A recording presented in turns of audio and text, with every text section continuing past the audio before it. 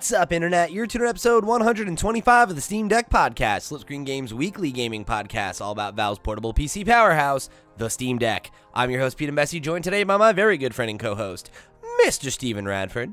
Hello, hello. Hello, Steve. Welcome back. Yeah, it's good to be back. I missed a banger episode last week. I was sad I couldn't make it, but you and Max did a good job talking all about Xbox. Thank you. Yeah, it's an interesting one and very opportune after the big Xbox episode we did on Flip Screen Games Pod. So it was a fun one. I was bummed you missed it. Yeah, I mean, well, you know, it seems like there's definitely some fire with the smoke. Like, did you see this week there was like you can now use an Xbox controller to type on Windows 11 finally. So it's like they're making some small Stuff's happening. Yeah. But speaking of stuff happening, we got a pretty big SteamOS update came out just this past week, and SteamOS 3.7.0 preview has dropped, and this is one of those big ones. There's so many bullet points of little quality of life changes, some stuff that is kind of the beginnings of support for non-Steam Deck handhelds, and it's like a whole new era of SteamOS. Yeah, like this is so the big headline feature, I think, is the support for non-Steam Deck handhelds. However, if you're an LCD Steam Deck owner, I think a lot of people are going to be happy about the fact that you can now wake the Steam Deck with Bluetooth controllers. Pretty cool. Which it was previously only available on OLED models, and let me tell you, that was the only reason with my LCD model I bought a Steam controller, was because I could turn it on with the Steam controller from across the room. No longer need to do that. It will automatically turn on when you use a Bluetooth controller. So it's something like a DualSense controller or an Xbox controller can boot it up, which is cool. Yeah, I'm very excited about that. I still have my LCD unit, and I've been planning for a long time to turn it into an emulation station. And that's like the perfect thing, right? Because you're probably not going to be picking that up and taking it away with you. It's going to sit in its space. Yeah, the goal is to leave it on the dock plugged into a CRT and just, jump in when I want to play something old school. Yeah. Now you can get one of those cool 8-bit DO controllers, the Bluetooth ones that just turn. I already have one. If that works, it's that'll be perfect. Should do. Yeah, theoretically it should do. It's just the low energy ones that won't work. What'd you say? Sorry. Is it any Bluetooth controller? Apparently, yes. However, there is a note in the release note saying that Bluetooth low energy controllers aren't currently supported. There's a few of those. I think the Stadia controller was one of them. Okay. I'm not sure about others, but for the most part, you'll be fine to just turn it on with the controller, which is good. It's also they've fixed an issue where if you turned Bluetooth off in desktop mode, you wouldn't be able to turn it back on in the gaming mode, so therefore the controller wouldn't connect anymore. They fix stuff like that. There's a load of small quality of life improvements in here, like Super NES controllers show up as connected when they're not. DualShock 3 controllers didn't work, and there's a few funky things in there that they'll slowly iron out. But for the most part, this is a pretty solid update, and I think a lot of people are going to be happy with the kind of work they're doing on the Bluetooth side of things. There's support for AAC codec with AirPods now, so it should sound a little bit better. And they're doing some stuff where with the microphone, you can enable and disable the microphone from headsets on desktop mode, but that will ultimately become available in gaming mode as well, because previously you couldn't use the microphone. What a lot of people I don't think a lot of people realize is you can only really use the microphone in the Steam Deck. It doesn't really work with ones in the headset. It's a little bit strange in that regard. But I think that's because of both the latency and also the noise cancellation. It tries to cancel out the fans, tries to cancel out yourself talking as well, and it has this pipeline within SteamOS that kind of knows what that microphone should do. That's a cool feature for sure.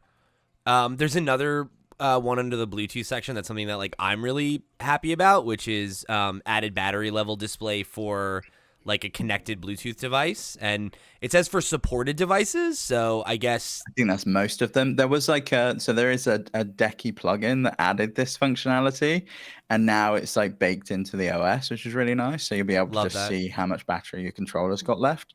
I think it's any device that uses the standard Bluetooth protocol that will return, yes, it's got this much battery. So if you have like headphones that you connect to your phone and it shows the battery on your phone for the headphones or the controller, then it will work on here. Yeah, which is great. I mean, like that's it's a small thing, but it's the kind of like quality of life stuff that like I definitely appreciate this far into the life cycle that we're still getting these small adjustments that make just the day-to-day experience a little bit better. It's one of those things where you're kind of just like, oh, was that not there all along? Like I'd completely forgotten that wasn't a thing, that you couldn't see the Bluetooth battery. I think it's probably top of mind for me because I've had it happen once or twice where I've had Oh, yeah, like where you just ran out. my Yeah. headphones like died and I was like, oh damn, like I could have plugged them in, right? Like if I've I got had like known. knockoff AirPods, so it has like that Chinese lady that's like Bluetooth low in my ear when it like suddenly goes off. It's really irritating. Mine Because has then like a like, little chime that it does, oh but yeah, yeah. it's the same problem I have with cell phone batteries where it starts giving me information too early. Like it's You're like just like, oh, it's 10%. That's ages. I'm not yeah, even it's like doing that. 10% on my headphones is like a long time, it's like I don't need a warning at 10% that there's 5 hours left. It's like I need you to like warn me when we're down to sub 5, like hey, plug them in, man. Like it's gonna die, And it's like I Yeah. always have that problem where it's like it's not until the last 5% that it becomes real for me, So I feel like that's probably has something to do with your ADHD. That's yeah, just like you're like, probably oh, I'll kick you down the road. I'll do that later. Don't worry time about that blindness. now. What's that? Yeah, yeah. Or it like tells you that does the chime, and then you're just like, oh, I was in the middle of something, so like I completely forgot that these are hmm low on battery. Yep. Yeah, and then it reminds me again when it's actually dead, and it's like, oh no, whoops. Oh yeah, yeah. There's a few in desktop mode as well that I'd love to see come to like gaming mode as well, like surround sound working properly. I don't know that we have That is proper cool. support for surround sound in gaming mode. Um, and just like speed improvements when switching between desktop mode and game mode is a nice addition, and I'm glad to see them making some improvements there because it was sort of like you're turning off a computer and booting up an entire new computer, and if they can speed that up, it says previously it could take up to 90 seconds to shut down the gaming mode and switch over Yeah. to desktop, and that's a long time. You're sat there waiting and you want to boot into desktop mode or vice versa, setting up EmuDeck or something, and you want to go back and forth and make sure the artwork looks good and make sure everything's working. That time does really add up. Yeah, absolutely. And like that's one of the things that we talked a lot about when you know this like current console generation kicked off, right? Of like little quality of like saving 90 seconds of game time if you only have like say 2 hours to play a day or 1 hour to play a day, right? If like many people in our audience, right? Like maybe you got kids, maybe you got a demanding job, you've got less time to game. Any amount of time that you're spending fiddling with things is less time that you're spending playing. So yeah, 90. Unless the game for you is fiddling with things, like it is, I think, for a lot of PC But players, even like so, getting it then you want to looking spend great. that 90 seconds fiddling, not waiting for Yeah, it to yeah, boot that's up, true. right? That's true. Like Yeah. if you have to do that twice and you only have an hour, 3 minutes is 5% of the time you have. It's like that's Yeah, when it you is. it like you said, it adds up. It adds up. It's one of those things that I think it sounds small, but like all of these little things are like that's what quality of life features are, right? It's like Yeah, they are. Like, I think for me, like being able to boot it up with the Bluetooth controller is the number one thing that should have been there from day one. I was surprised that was only available on the OLED model for a long time. It wasn't necessarily clear. I presumed it was because of the upgraded Bluetooth chip in the OLED model. I'm glad they've been able to backport that. And obviously, the big headline feature of this is the support for non-Steam Deck handhelds. They've changed their wording. It used to say non-Steam Deck devices. It's now non-Steam Deck handhelds. So any of us that were wishfully thinking for a Steam box or something similar, I think we can do away with that wish. They're very much doubling down on this is for At least for the now. Lenovo Legion Go S, the ROG Ally X is for those kind of devices for the time being. Yeah. Which is a bummer, but I think it's probably wise for them to clarify that language, because there are people like us that are like looking at every Like little. you read so much into every single word that's on the page. It's like, oh, devices. Wow. Okay. Does that line up with this other Interesting. rumor or this other patent or this? And it's like, okay, let's be clear, right? Because that doesn't mean that device isn't in development or that they're not thinking about it. It means that this is not. It's not imminent, right? Like, so it's like, hold your horses. And it could be them signaling that those things are not ever coming and are not in the plans. But I think it's probably just as much for clarity's sake and being like, let's focus on what we're actually doing, not what we might maybe be doing sometime in the next several years, right? I think it's sensible, especially when you look over the fence and everything you spoke about last week on the Xbox side. Their target has always been, well, SteamOS is going to be a replacement for Windows. And if Windows is the OS of choice on those other handhelds, and that's seemingly the route that they're going to go down, that is a Windows-based handheld, and it's going to be, running an Xbox flavor on top, but behind the scenes it's Windows. They want to get this out as soon as possible. There's a threat coming. Get 3.7 out, or 4.0, whatever they're going to call it. I presume it's going to be SteamOS 3.8, 3.9. It'll probably be that version that gets released as a beta. But at least it gives people options then. And I feel like they've got the winning card here with it boots into Steam. And that's the UI you're used to and the UI you like. And that's exactly what you want. And yeah, I'm interested to see what features are there, what features aren't, what do they reserve for the Steam Deck, and what do they kind of give away to everyone. I'd be interested to see hear what you think about that as well. About which aspect? Like, what do you think they're going to reserve any features of SteamOS just for the Steam Deck, or do you think they're going to give away everything? Because obviously we've seen people take the hollow ISO, which is kind of like the ISO of what is on the Steam Deck currently.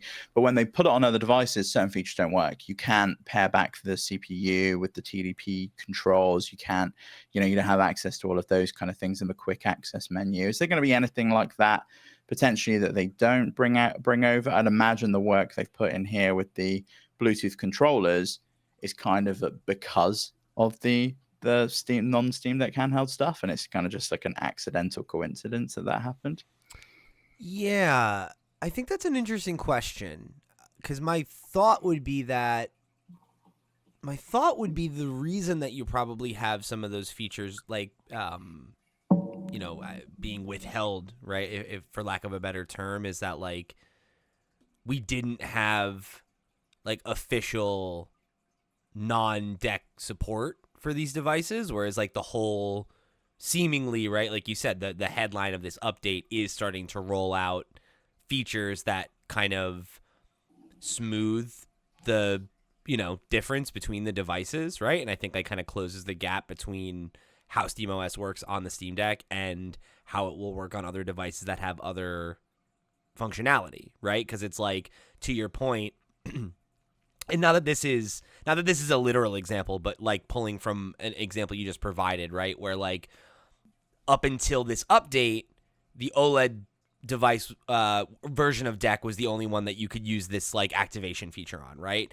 And if you're correct, and that was a hardware limitation that they needed to like come up with a software solution to circumnavigate, then I would imagine it's kind of like that, right? Where like if there is functionality that's on Steam Deck and not on these other devices at launch, or as it iterates even, right? Mm-hmm. I wouldn't be surprised if features came to Steam Deck first, because that's my guess. It kind of feels like Android with the Google Pixel phones, right? Like they have certain features and certain things that no other phone has, or they come later to the other phones. It's kind of like that's their experimentation. Right. That's where they kind of do stuff, and they have like a slightly different flavor. Yeah. I'm also curious of like the other way around as well, like features that other handhelds have, and will SteamOS support it? Because we know the ROG Ally has a VRR display. The Steam Deck obviously does not. Do they add support in for that VRR display and backport that to SteamOS, and then does that open up the door to the next Steam Deck potentially having a variable refresh rate display? My gut reaction is yes, for the same reason that you pointed out with the like the Bluetooth battery functionality, right? Where it's like that's you can see, what, like, you can count on more than two hands the number of features that started as this is a popular fan made feature that like everyone in the community is talking about or using or Yeah, I whatever. remember like the vibrancy thing, and then when that came to the OLED model, we got that backported as well. Or custom boot screens were another thing that started as a totally a fan thing, and then they were like, "Oh, you guys are into that? Cool. Like we'll have official support for it. We'll open a storefront where you can download animations that we're making and stuff like that." So like, I think it's probably not a conscious like, yes, we're going to have certain features that are only on Steam Deck to try to incentivize you to buy a Steam Deck. I think it's going to be that because the Steam Deck is a closed system, right? And that's the system that they control. I think that they'll probably develop and test features on Deck first, and then they'll get brought to other supported devices based on availability, right? Where like if there is, say, worse Bluetooth chip in one of these devices, then maybe that device won't be able to support activating with the controller, for example, right? I don't think that's the best example because it seems like every device should be capable of that. But yeah, they definitely should. But just because we've been using that example, right? Let's operate under the assumption that's what we're talking about. And then I think for the backporting thing, I would kind of assume, yeah, right? Like if there is some functionality like VRR or something like that is being used on another device, and a lot of people are talking about it, and it would be so great if the deck supported this, or I'm thinking about switching over because the deck doesn't have that functionality. I think if it's something that they can find a solution for and there's demand for it, I think they will. That's been their MO this whole life cycle, right? Is that like as the community voices a demand for something, they try to find a solution for it, So yeah, I think probably. I think the only limitations I could imagine would be if there are hardware reasons that you can't backport it to Deck, and then maybe those are features that they keep in mind for a successor, or that get brought to even other devices, right? Where maybe there's some functionality on, say, the ROG Ally that could also be used on like the Lenovo Legion Go or something like that. Maybe there does start to be some kind of cross-pollination between these devices, and we see more feature parity and more, similarities between the devices rather than each one having like these odd little gimmicks or whatever, right? I'm curious about that, because what do you differentiate with otherwise? Because that's kind of the problem we've had with Xbox and PlayStation, right? The boxes, the hardware, they're pretty much the same. They can run the same games. However, you use PlayStation because that's where your library was, and that's where you're going to go, unless you want Game Pass, and that's really kind of the drive for Xbox. What's the drive for me to buy one of the other devices other than horsepower? If we take that out of the equation, I'm fine playing the games that I can play on the Steam Deck. I want to play a bit of Balatro, a bit of Stardew Valley. I'm not bothered about anything else. Why would I get one of the other devices? They're more expensive. You've got to differentiate on something other than that. Like the Lenovo Legion Go, for example, had those cool like controllers that you can pull off with the mouse mode.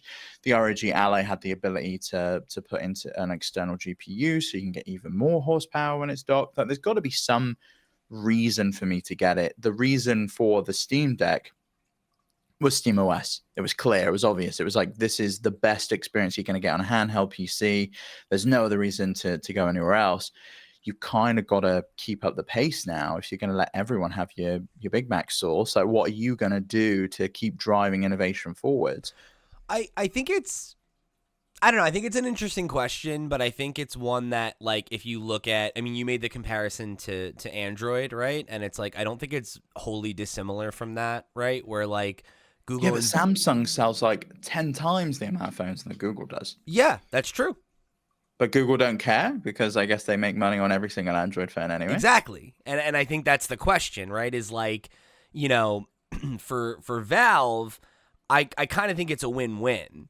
You know, I think it's the other guys that I wonder what's in it for them. And this was a point I was making last week on the conversation around Asus working with Xbox and like, what does that mean for the ROG Ally? Do you have these two devices that are competing with each other and cannibalizing each other?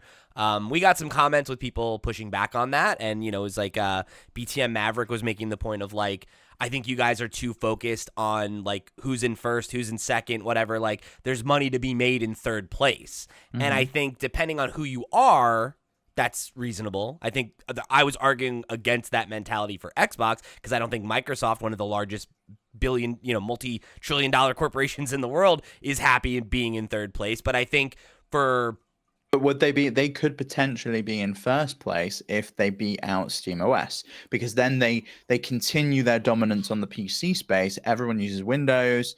They continue to use Windows going forwards. And I think that's seemingly why they're doing this, right? But the reason I was bringing that up is to answer your question, which is that I think when you're talking about these other, you know, handheld PC developers, right? Like, what's the term that we used? Like an HP OEMs? or OEMs, right? Like the problem I think that the OEM faces is how do you differentiate? How do you make it more profitable? On and on. I don't think Steam has that problem because I think that the Steam Deck has the value of being having like the brand name, right? And it's in the same way that like people buy an iPhone because they know Apple, they trust Apple, they're in the Apple ecosystem, right? If I'm somebody that like all my PC gaming is done on Steam and I have brand loyalty to Steam and I like SteamOS, unless there is some major hardware reason, right? Like it is vastly more powerful or there's some control scheme that I want to take advantage of that doesn't exist on deck. We've talked time and time and again why, you know, I don't think there is a great argument for an alternative to the Steam Deck aside from those things, which matter to some people, but I don't know are enough to carve out a really significant niche in an already niche marketplace.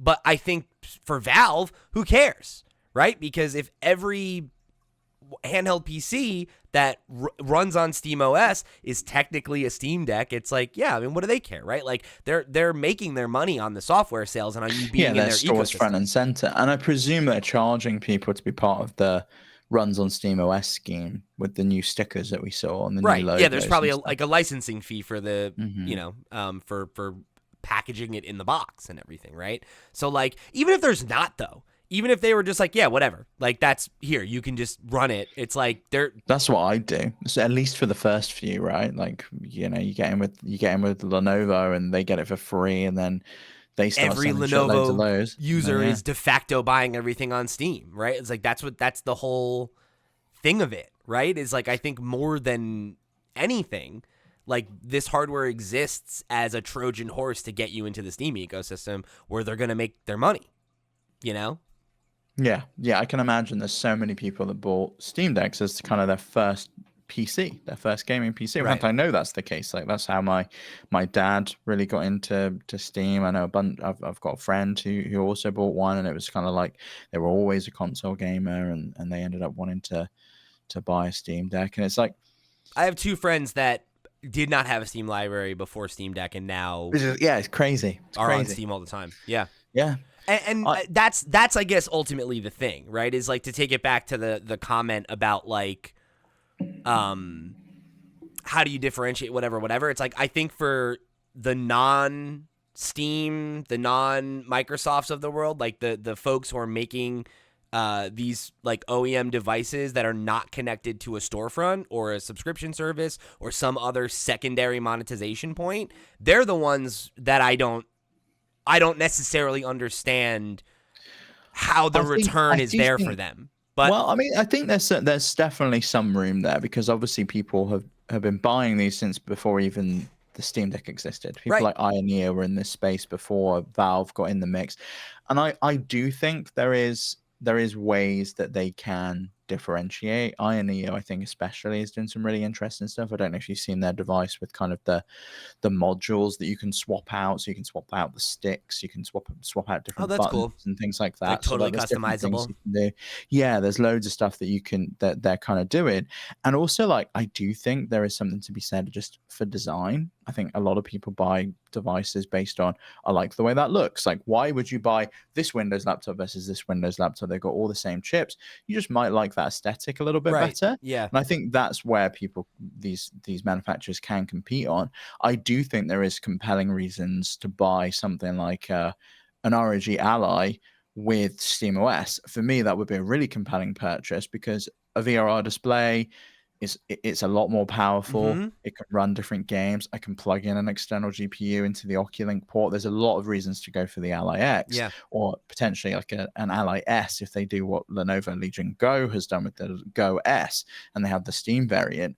I'd be interested to see what that looks like. But For then sure. there's also that, well, Microsoft's around the corner, and are they going to integrate into like a really good gaming mode with Xbox branding, but potentially have Steam in there as well? And like, what does that look like? Because that then comes with the advantage of I don't have to worry about anti-cheat, and I can play more games then. And Right. and the games that I couldn't play on the Steam Deck are now, or on SteamOS, are now open to me. And I think, you know, with GTA 6 around the corner, with GTA Online, like that could be a big deal, because that was something I was talking about on Nintendo Noise, is like, if there is a Switch 2 version of that day and date and the online is decent, like you won't be able to play that on Steam Deck because of anti-cheat. So like that could be, yeah, like that could be a big boon, you know, if you can like get a handheld PC friendly version of Windows up and or this Xbox OS potentially or something like that, right? Like up and running around the time that game is kicking off, and that's like the de facto or best way to play it in handheld. Like, yeah, that could be really interesting. That's a really good point, actually, because do you remember like the Steam Deck aligned so well with Elden Ring? And it was like everyone was talking about, I'm playing a game I can't talk about on a device I can't talk about. And like, and Yeah. we all knew what they were playing and we all knew what they were talking about. And it was the best way to play it. Like, you could take that everywhere with you. And it was really fucking cool. GTA is one of those games as well, like where necessarily if you're not playing the story menu, jumping into online, that's a great game to play handheld and play on the Yeah. go, because you're not necessarily having to watch cutscenes or anything like that. Or even if you're just like screwing around in the open world, right? Yeah. Like you could be playing the single player mode and just not. Yeah, I've done that with LA Noire. It's really just fun. don't do the like, story missions or whatever, right? Yeah. Like you've talked about that of like you're playing a game where it's like, oh, when there's a story beat, I put it on the TV and I watch it. But then if I'm just chipping away at stuff in the open world, or if I'm running around Days doing Gone was good for that. Sure, right. So yeah, like you could be running around doing heists or whatever, right? And like just like collecting resources while you're hanging out with your partner or something or whatever. So yeah, I'm with you in that. I think that's a very interesting, I guess, angle of it, right? Is that like we have a market for OEMs for laptops and PCs, and like that is a niche market, right? Like I think like we know that,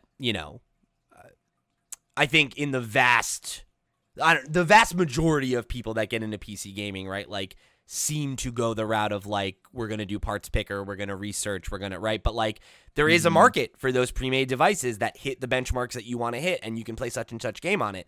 And maybe when you are talking about these like third-party OEMs, like they're all like trying to, similar to what we talked about with Microsoft, like they're all trying to kind of like get there before the gold rush. Is like, if this handheld PC thing is going to be a new form factor that is going to be around for several years, and you can be one of the 2 or 3 people that get there and make one that's popular and has name recognition, like there could be money in that, right? And as long as the R&D costs are correct, like selling a niche product to a niche audience can be very rewarding financially if you're willing to cater to a smaller audience and a smaller profit margin, right? Particularly if you're thinking about it as like speculative technology that like 10 years from now, the ROG Ally 6 or whatever, right, that's gonna really be selling, right? That's when it's gonna pop And off. that could be like, oh, I bought an ROG, I bought it with SteamOS, and they did me good. It lasted me a long time. You get that brand recognition, and you go, I'll buy another one of those. I don't know that ROG is the right one for that. They melted people's SD cards, and they had to like make the device less powerful because of it. So maybe not them as a good example, but yeah, I am curious to see what happens with it, because I do think the space is definitely heating up. It has been for a number of years, and I think it's only going to get hotter as more people kind of come into the arena. But when do you think we're going to start seeing these other handhelds? We've obviously got the Lenovo Legion Go S. Do you think they're going to partner with more people, or you think we're waiting for this kind of beta release first before we see any more kind of official devices? I think probably a beta release first. Like I think I would imagine that we see it roll out on some of the devices that you just mentioned, right? Like that we know it's coming to, and that there's kind of like a similar to just like any version of SteamOS, right? Like it's like it goes to alpha, beta, stable, right? And I wouldn't be surprised if it's like a tiered rollout like that to some degree of like, this is the first device that is a non-Steam Deck that's launching with SteamOS, and we'll launch that, we'll bug fix, and then the next one will come out, But yeah, I mean, I would say probably within the next year, right? Some of them will probably come out this year.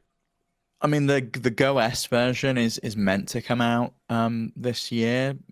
We've got the Windows version, and the review on it was like, performance is pretty mid, and Windows sucks. So I hope that the Steam Deck, the SteamOS version is a little bit better, but the chip that they seem to have put in that Go S seems to be a little bit, yeah. Which I think is like a big problem, right? Because I think any of these devices is a harder sell than a Steam Deck, just because. Oh yeah, like I was looking at proven. the prices on these, right? They start at £600. So say $600. Like if that's the starting price, that's a big sell for someone who potentially doesn't really know this space and know that it's for them. Like it got to the point with the Steam Deck where it was, when they're on sale, it's almost like an impulse purchase. Like, oh, I've heard people talking about these Steam Decks and they're on sale and I can get one, or there's so many out there now and they're refurbished. I'll give it a go and I'll see what I think. I think to me that's one of the biggest challenges that a non-Steam Deck device faces, is that if you're already a PC gamer and you're using Steam, which of course you are if you're a PC gamer, you're getting at like the Steam Deck gets shoved in your face every time there's the summer sale or the spring sale or whatever. It's right? there all the time. It's on the front page every time you open Steam of like, would you like a Steam Deck? It's like I don't think you can. I don't think you can underestimate the power of like the Steam brand and how much like anybody that has a relationship to PC gaming like is in on Even Steam. People that don't, like I've spoken to people and they're just like, oh yeah, this is a new handheld from Valve, and they're like, who's Valve? And I'm like, oh, have you heard of Steam? Oh yeah, I know Steam. I use Steam. It's like, but they've never heard of Valve. I'm like, they have no clue who they are, but they know Steam. So, and that's one of those things where it's like, I think, not to say that like there isn't a market for devices like this not made by Valve, but I think when you consider the fact that like compared to something like the Nintendo Switch or even like from other industries, like I don't know, like tablets or something like that, handheld PCs are a more niche product than a standard handheld gaming device or other mobile handheld devices. And it's not to say that I don't think that there are folks that are interested in other form factors or other functionality or anything like that. But when you think about the fact that like, right, in the first year on the market of the Steam Deck, it sold like 1 million units, right? It's like, so how many units is something like the Legion Go selling, right? Like, and that's the question I'm coming back to, right? Is like, not, is it worth it? Not, could it be worth it? Not, is, some nebulous point in the future, will it be a worthwhile investment? It's, does Lenovo feel like the R&D that went into making the Legion Go to release it and be the third most popular device in a niche category that could become a lot more crowded in the next couple of years, do they see the value in doubling down and doing another one, right? Do they see the value in continuing to pursue this form factor when ultimately they're playing second banana to Valve, who has a lot more skin in the game? Because no matter which of these devices you buy, the only thing they care about is that you're buying games on Steam. Yeah, yeah. And I do think they want SteamOS front and center, which I think at the moment they'd rather you have a Steam Deck because there's no other device with SteamOS. They've definitely got a bee in their bonnet and their target set on Windows and killing it and lessening their reliance on Microsoft. Yeah. I think it's exactly that. I think it's that they don't want their future to be tied up in a competitor's future. And, especially if what we talked about last week all comes to pass, and that the vision of Xbox and Asus's, new handheld and this potential like Xbox, branch of Windows or OS or whatever, like if they exist to compete with SteamOS, which is what we heard, right? Like, then yeah, like, I mean, it's more important than ever for Valve to kind of decentralize their connection to Windows, right? And obviously anybody who wants to still use Windows will be able to access Steam, and like that's never going to go away. But like, if they can create an alternative, if they can continue to double down on SteamOS and make going just a pure, like, buying a PC, putting SteamOS on it, and the primary thing that you're doing on that device is using this, low weight, no bloatware operating system so that you can run video games at peak efficiency, then yeah, like that's a viable path forward for them, I think, and to make them like the de facto, like even more a de facto home base for any kind of PC gaming, right? Yeah, I think that's where kind of we're headed. I think we're getting away now from like, I feel like even gaming PCs, they're less multi-use devices. Most people just play games on them, and that's their rig for gaming. And they won't really do their work on it. They'll do that on the shitty work ThinkPad that someone's given them, right, that they hate using. But they're gaming devices are gaming devices, and if I would even use SteamOS on a gaming PC if I could have it and it worked seamlessly as it does on Steam Deck. Yeah. Yeah, I think it's gonna be a very interesting space for the next, I mean, probably couple years, but I think particularly the next year and change, as we watch like these kind of non-Steam Deck devices start like further, coming out and evangelizing, the Steam ecosystem even more. Yeah, it's gonna be an interesting one, because I'm with you. Like, I think I could definitely see myself building a like set top desktop. Oh yeah, 100%. Yeah. I mean, I want someone to make that for me, like the Minis Forum PCs, the little PCs. I want one like that runs SteamOS. I can put under my TV, and that becomes like my new console for the living room. So I don't have to use the Xbox or the PlayStation, and I can get games that aren't available on those consoles yet because they've not been ported from PC, or they're just never going to come because the developer doesn't have a dev kit, or they're just not popular enough. And I can try other things, like I can emulate games on it. I can do different things I can't do on a console. That's what I'd really like. Yeah, I imagine that's where we're headed. I hope so. But I've been thinking that for a few years now, and like, no one's really kind of made any progress there. Yeah,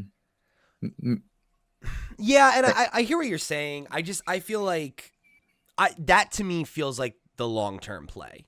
Like, that feels like what Valve is driving towards, is like, how do we get to a future where we're not relying on Windows anymore, and we can. I feel like they could meet you where easily you are. become. Yeah, they could become the number 3. They could knock Xbox out of the arena. I really feel like it could become that at some point, where it is like PlayStation, Nintendo, Steam, and then Xbox is fourth position if they're even still around.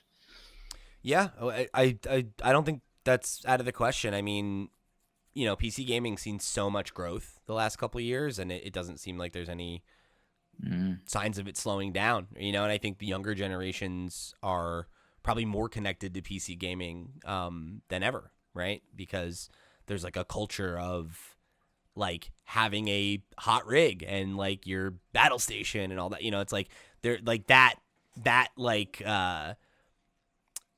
that culture I think has been like very very aided by like Twitch and TikTok Yeah, it and has. Yeah, like massively. Yeah. that streamer culture, like all that stuff, right? Is like I think definitely influenced how younger gamers think about PC versus console. Yeah. That's interesting because you never really see a Twitch streamer on a console. A lot of people, maybe people started off on there and then moved over to PC. But yeah, if you're Yeah, I think serious about it, you're on PC. unless you're playing like an exclusive Yeah, like you're or playing a Switch game. yeah, or if you're like a platform specific content creator, right? But like Hmm. otherwise, yeah, you're probably streaming on a PC, right? Yeah, interesting.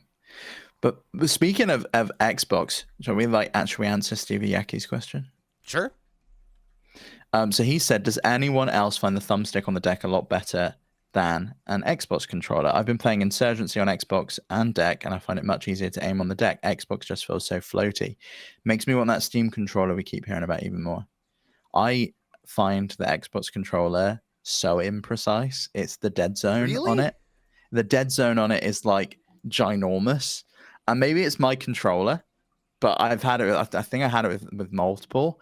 And yeah, I agree with Stevie. Like it's just a little bit more precise, less floaty is a good word for it. It feels like you've got to push it a lot before it even moves. I think it's the dead zone.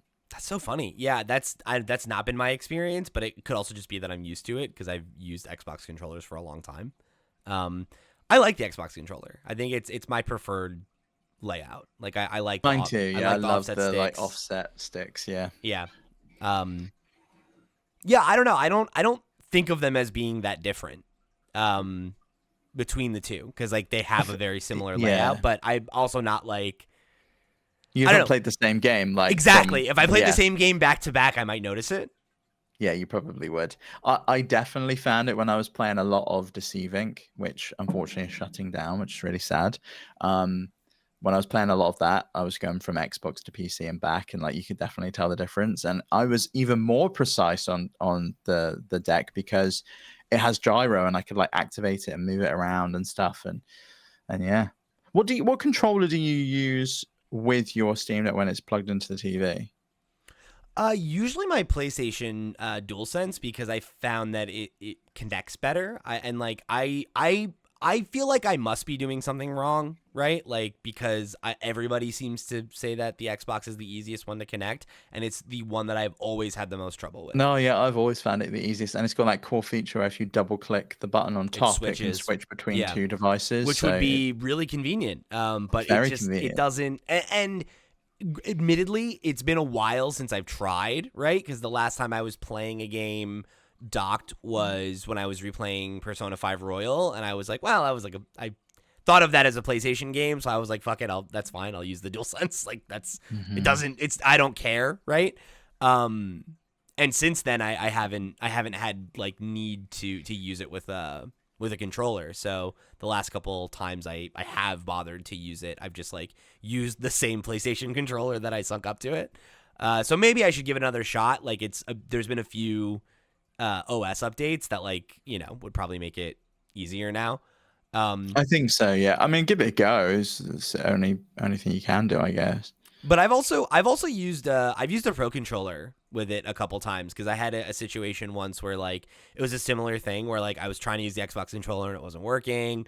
I was using my DualSense and I it was I think my original DualSense, which or no, Maybe I'm thinking of a different one. But either way, it was like I was having some stick drift on it. So I was like, all right, like I need a controller that's going to cooperate. And I was like, let's bust out the Pro controller. And that worked really well too. Well, the Pro controller is great. And let me tell you, though, don't give it to your boyfriend who's not really a gamer, because he will get very mad that the buttons on the screen Are flipped. A, You told me that. and say A on the controller, and he will not have a fucking clue. And you'll try and explain it 3 times, and every single time he'll just be like, but it says A there. A's not there. I think that is like the video game, like seasoned video game player thing I take the most for granted, is how like you stick a controller in my hand and it's like it's like playing an instrument, right? Yeah, like you know. Oh, it's a blue X and a circle. That one's at the bottom. The circle's on the I don't right. even think about it, right? Yeah. And it's like if I'm on a device and they're flipped, it's like I can very easily just be like, they're flipped. You know, it's fine. They're flipped. Yeah. The only thing I can't do, inverted sticks. Whoever thought of that is the devil. No. Some people need it. It should exist for those people. They're freaks. They're full freaks. They are, but you know, N64 should not have that as the only option, because that awful. Yeah. GoldenEye, unplayable. The only option is insane, considering that it's like I think 10% or something of people like naturally that's what they want. Yeah. My ex was like it, and he was always like, "Oh yeah, it's like if someone's pulling your head from the back." Right. And I'm just like, "Yeah, but that's no, because like I am in the person's head, and I'm looking. So you can't say no though, right? Because it's just like it's how their brain perceives it. Sarah does the same thing. My wife is the same way. Like she always wants them inverted, and it's I'm controlling a camera. Right? So it's like I'm pulling down. If I was actually using a camera, that's how you would do it. And it's like, okay, you're right. That's insane that you think of it that way, but fair enough. But yeah, it's like the idea that it's like you have like a pulley for a camera on the back of the head of the character, right? So it's like, you know, I don't know. Is this a thing for you? I want them to be inverted if I'm in a plane, though. If I'm flying a plane, they need to be inverted.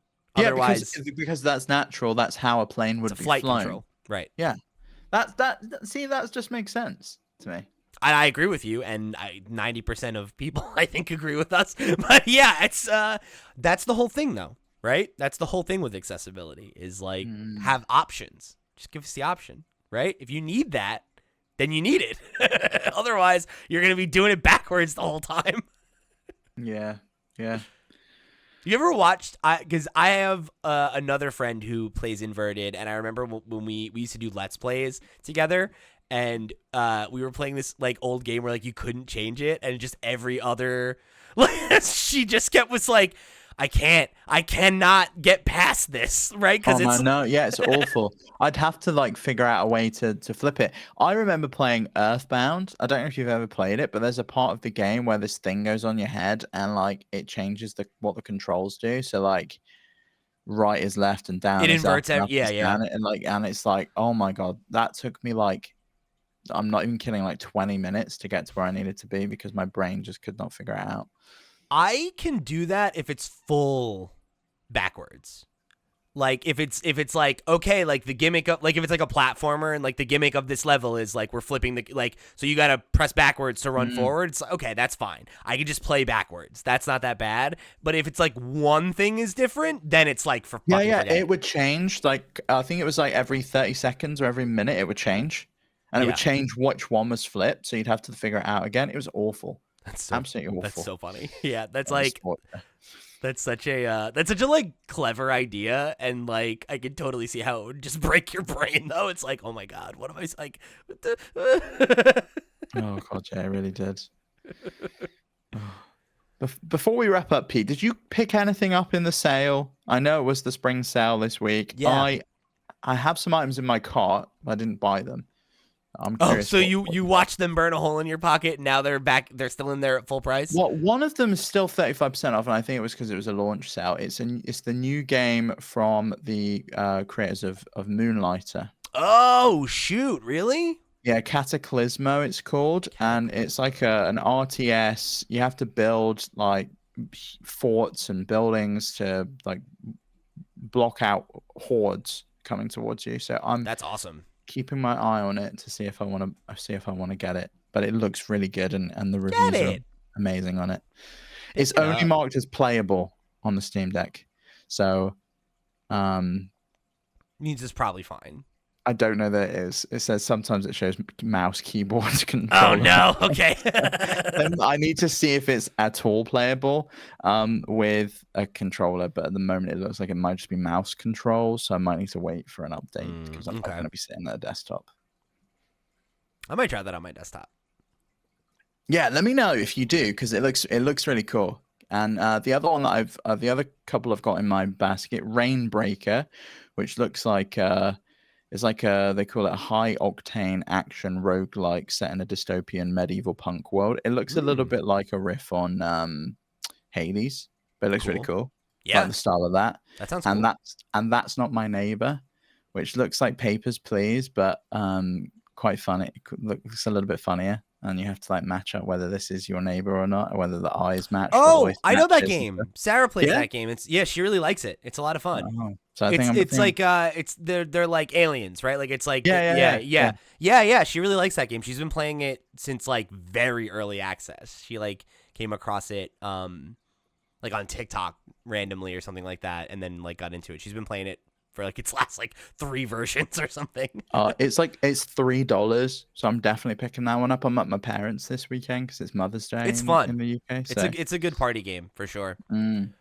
Yeah, no, I didn't end up picking anything up. I'm like, I had a couple things like in the cart or whatever, like on my wish list, but like none of the discounts were like enough that I was like, oh, let me, for a game that I'm not ready to play, Because, like, I'm so bad about that of, like, oh, it's on sale, let me grab it, and then just, like, let it burn a hole in my pocket. And so, like, I'm trying to be a little bit more thoughtful about that. So I was like, okay, like, let's see the games that I wanted. Do any of them have, like, a nice, deep discount? And it was like, no. It's all, like, 10%, 20% or whatever. And it's like, I'll wait until I'm actually ready for my next game before I just finished Avowed, so I'm ready to kind of move on to my next thing.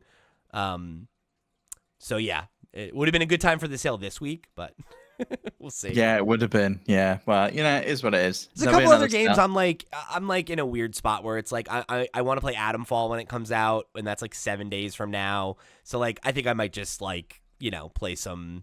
Maybe I like play an indie game from my backlog, or like jump into a Game Pass game or something like that, and kill a couple days until the next big thing. Yeah. I think I'm going to pick up That's Not My Neighbor. If anyone else has any other recommendations for small little games like this, because that's what I need right now, is some small little games like this to occupy tiny bits of time that I have, because there's no time right now in my life to play anything chunky. So that sounds like one to pick up. Yeah. Well, all right, gang. Let us know what you picked up on the Steam Spring Sale. If you got anything cool, I would love some new recommendations. Definitely. I feel like 2025's like an interesting one because it's like there's just like not a ton on the horizon right now. So it's like a great time to go and, clean up stuff in the backlog or jump into like an indie game that you might have missed. So I'm definitely interested in hearing if there's any exciting stuff that you guys are playing from the sale. Definitely let us know. And, of course, you can do that and much, much more by heading over to flipscreen.games. That's our website where you'll find links to all the places we are all over the web, all the ways that you can get involved, show your support, or join the community. You can do all of them right over there.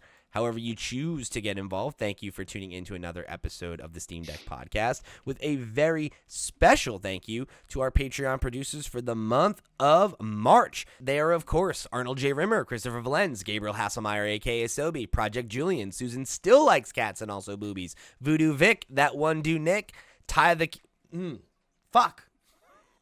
Voodoo Vic, That One Kid Nick, Ty the Dude, and Waka Hula. Thank you all so much for your support over on patreon.com/flipscreengames. You all the reals to the real, and we greatly appreciate your support of this and all of our sister shows. Remember, if you want to check out those sister shows, the Nintendo Noise Podcast or the Flip Screen Games Podcast, or if you want to let us know what you thought about this week's show, you can let us know in the comments down below or visit us at flipscreen.games to drop us a line. If you're watching over on YouTube, please remember to give this episode a like, share it with a friend, on, and click the notification bell so that you never miss an episode. If you're an audio listener, please take a second to leave us a review wherever you get your podcasts. It really helps the show get circulated. For the crew, I've been Pete. He's been Steve. We'll see you next week.